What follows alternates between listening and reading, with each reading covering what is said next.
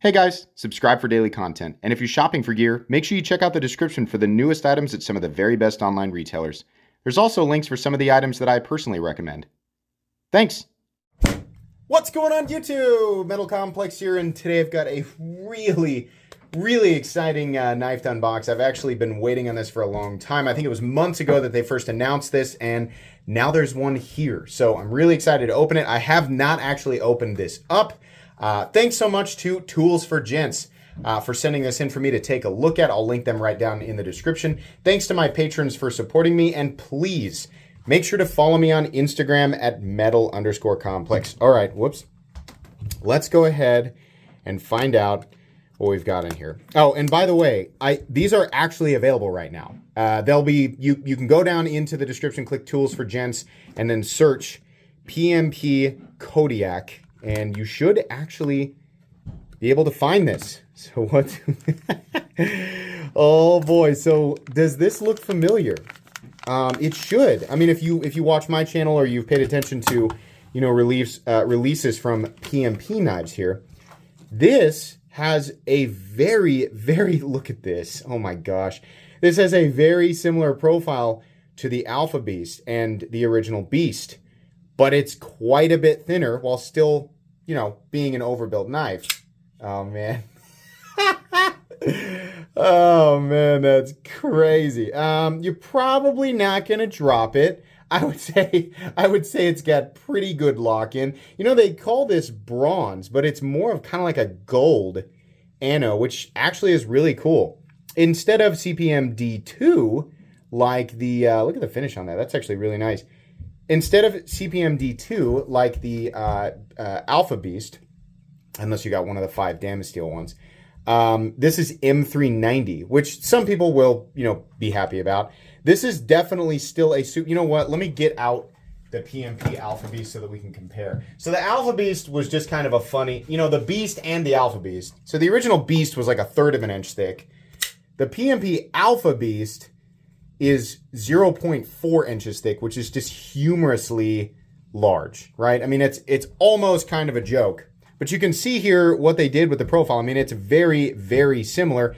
They had the Tanto versions of these. These are back to the drop point versions, which I think the original Beasts were.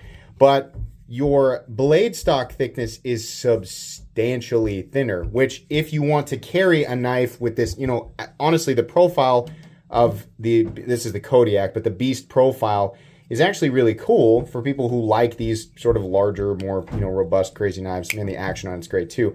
It's just, for a lot of people, actually carrying something that's this thick is just not gonna work. And in fact, I would venture to guess for still an enormous amount of people, carrying something this big is still not gonna be, it's not something they're going to want to do. Does this have a lock bar insert? Hold on, let me take a look here at the inside. So first off, we do have some weight reduction, some milling there.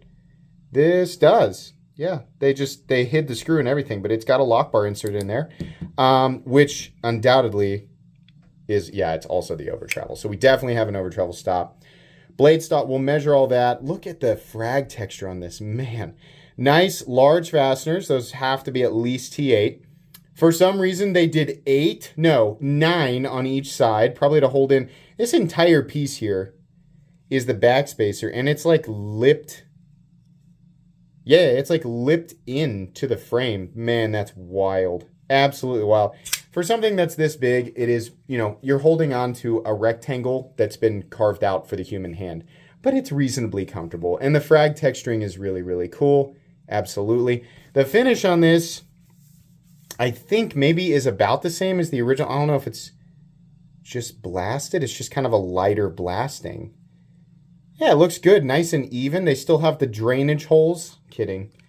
Weight reduction holes or aesthetic holes, whatever you want to call them. I doubt they do much for weight reduction. Let's go ahead and measure it. So the length of the Kodiak is still 9 inches. It's not a little guy. Blade length is just shy. It's like 3.9 inches. Cutting edge is 3.75. Absolutely. How does it slice? Because you know what? Let's check the blade stock thickness on this guy. I did say I was going to do that. So blade stock thickness still coming in at 197 thousandths, so right around a fifth of an inch. Still definitely thick. That's XM24 thickness. Microtech SOCOM Elite thickness, right? There's a bunch of them that we could do there. Let's weigh it. Let me move the Alpha Beast out of the way. The weight on the Kodiak. So I think it would be fair is to weigh the Alpha Beast first. The Alpha Beast weighs over a pound, 16.5 ounces. So the Kodiak comes in at only 9.95. It's still a 10-ounce folder. That's still a lot, but a dramatic weight reduction from the Alpha Beast. Is the clip still mounted in it? The clip mounting position is different. I think the clip mounting position is better for the overall profile of the knife, and I think it also looks better. I think these also come in blue and probably gray. There's probably 3 different. I think they would be smart to do a later run that are all black. Didn't they do the Alpha Beast? They did some Alpha Beast models in all black. I feel like they did. I can't remember. But that would be a good idea if they haven't done that. How does it slice? And just, not that cutting paper really proves anything, I know. I just want to see what the factory edge is like.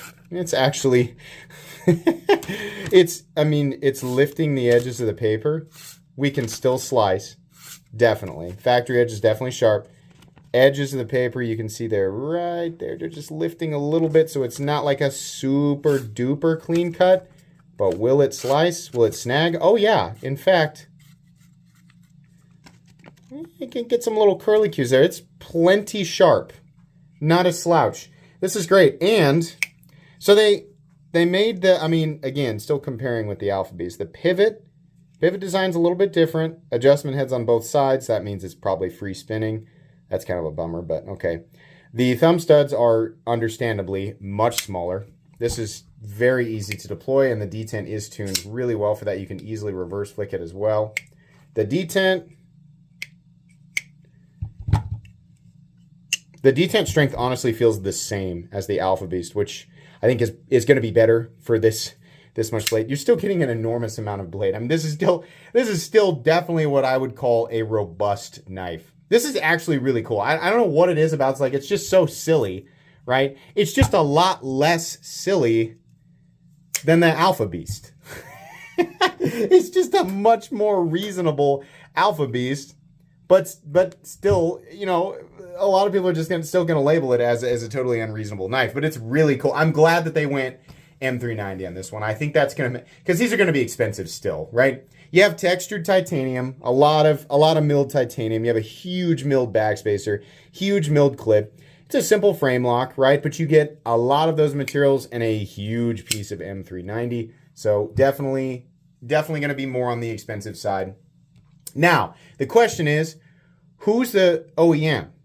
Because for the Alpha Beast, it was Riot. I wonder if it's still Riot. I can't say that I notice a difference in overall execution or quality. Then again, there are a lot of Chinese OEMs that are kind of catching up to Riot. So it could still be Riot. I don't know. I'm going to have to talk with Tools for Gents. This is not the review. This is just the unboxing and first impression. So once I have all the information, I'll let you know. But it's likely that this information will circulate well before you see the review anyway. I'm still going to review it. Now that I've got this, I might as well carry it so I can get my thoughts, right? But really cool. Like I said, I'll link it down below so you guys can check it out if you want to.